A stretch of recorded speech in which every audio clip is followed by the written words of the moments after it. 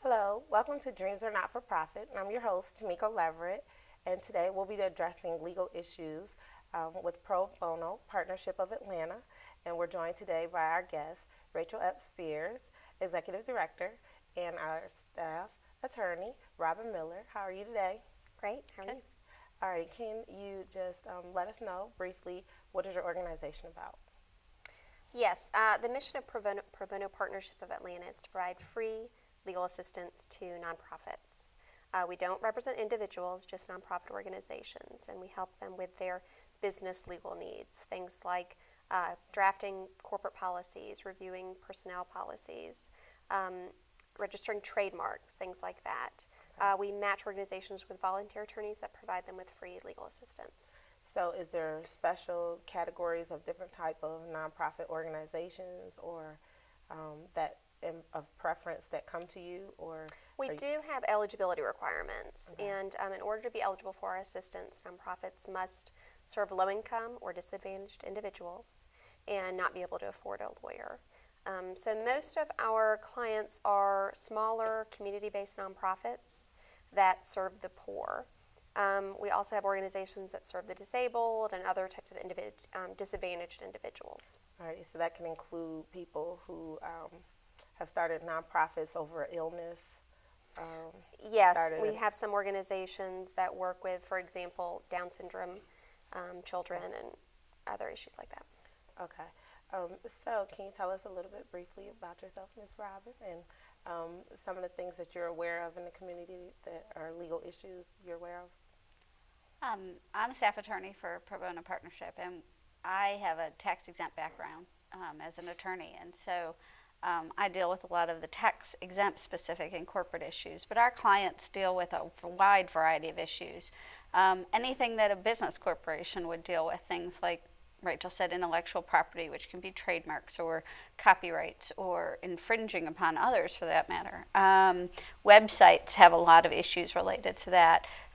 Contracts and leases and employment is another big issue because most companies have employees, and where you have employees, you have lots of employment issues. Righty. So that's basically the gist of what we're going to talk about today. There's a lot of topics that I think nonprofits are not aware of, that just because they're nonprofit, they don't have the same issues that for-profit corporations have. And they don't always have somewhere to go to, and so that's why you're here today. One of the things you brought up was we just finished tax season, and so there are some things that they should be paying attention to or they're not aware of that could be some kind of legal issues. Could you elaborate? Well, nonprofits as corporations can have a different tax. It's not the traditional April 15th deadline, but nonprofits in general, depending on the size of the organization, should be filing a Form 990 with the federal government. And then they should also, if they're a Georgia corporation, nonprofit corporation, recognized as exempt from tax in Georgia, which is a separate filing that they have to make. But once they do that, then they also file that 990 with the state of Georgia each year. Now that the 990 has changed a bit as well this year. There's new requirements, and it used to be in the past that if you didn't have a significant income, then you didn't file at all. But now the IRS is looking to you to file what they call the 990N, or the postcard, just to let them know you're out there and that you're trying to comply with the laws. So let me make sure I'm clear on this point, because I know in the past it was either 10,000 or 25,000 or more you had to file. So you're saying all nonprofit organizations should be filing something? Well, now there are some exemptions, but generally it's true. Like churches never have to file a 990. Setting aside those specific types of organizations and exemptions, then you do have to file a 990N postcard. And it'll take 5 minutes to fill out. And you can go to the IRS website, irs.gov, to get that information and pull that down and then submit it. What happens if they don't?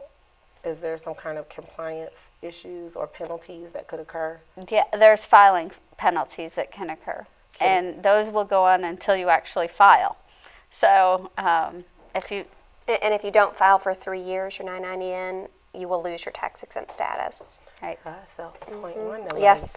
really pays attention to. And let me add that when we're talking about nonprofits here, what we're really talking about are 501c3 tax-exempt organizations. We're assuming that Everybody has that done. Yes. Yeah, well, not only that, but there are 27 different sections of the 501c of the code. There's 501c 1 through, so, and they have different opportunities and restrictions on them based upon what section of the code they fall under. So we're really only talking about charitable organizations that are 501c3.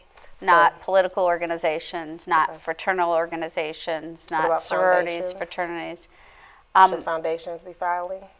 That includes private foundations, but the types of organizations that we serve are 501c3 public charities. Now, did we clarify to be a participant with you, they should already be a 501c3?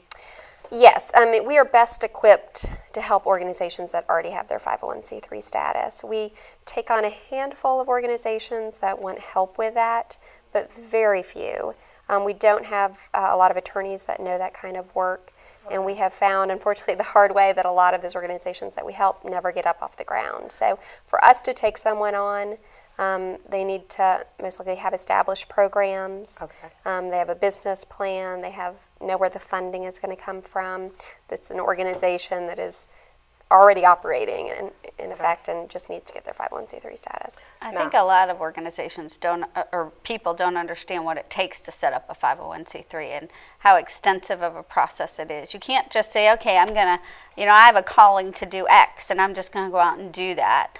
There's an extensive process you have to go through. You have to get established as a corporation within the state of Georgia, and that means articles and bylaws. Then you have to and set up a company, basically. Right. Even if it's under the nonprofit code, you're still setting up a company. Right. Then once you do that, you have to complete a lengthy form with lots of detailed information about how you're going to run this business and why you should be exempt from tax as a public charity, and you file your 1023.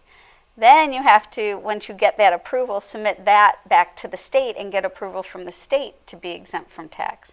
And that's just income tax. And then you have to run your business. So you can't just say, I have this calling and I'm just going to start a nonprofit and go to it. You have to know where your funding is going to come from. You have to know what your programs are going to be and how you're going to operate this business that you're setting up.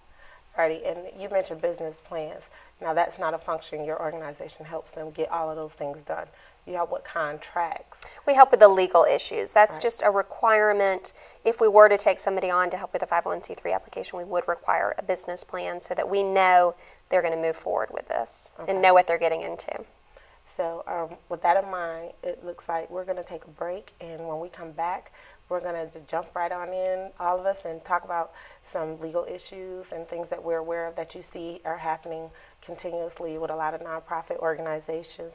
So we will be right back.